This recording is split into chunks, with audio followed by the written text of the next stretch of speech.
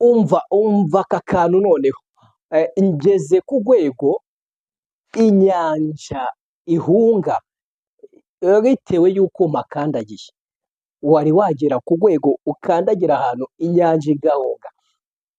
Noneho ngo yorodani murayizi, buriya iyo bavuze yorodani ni ikintu kiba cyubatse ukuntu nanjye simbizi kubisobanura, ariko kirimo amazi menshi cyane.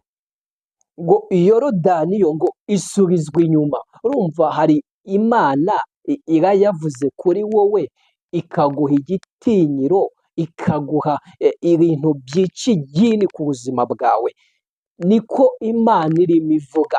Hari kondisiyo ntabwo iri kuvuga ku bantu bose.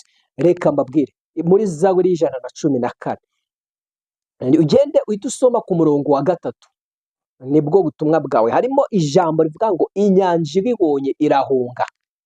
Inyanja ibibonye irahunga. Yari yabonye ibisubizo Imana iguhaye, yari yabonye ibintu Imana imigisha irimo ishyira mu biganza byawe. Tega ibiganza byawe wakira umugisha w'Imana. Ngo noneho ngo yorodani isubizwa inyuma.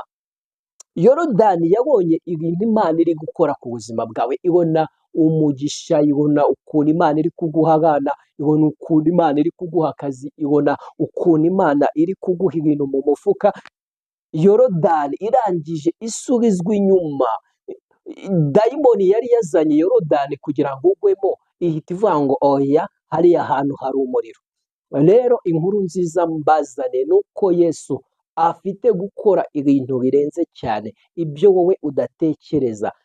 Yesu ashoboye byose, niwe wenyine ushobora gukavaringa ibibazo ufite, niwe wenyine ushobora kuguhumuriza igihe inshuti zawe zagutaye. Ashobora kugumana nawe no mu rupfu murayigendana.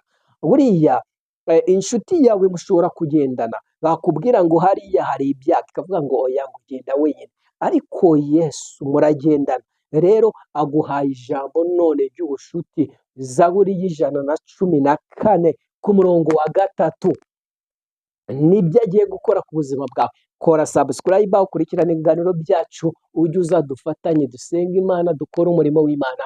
Murakoze cyane.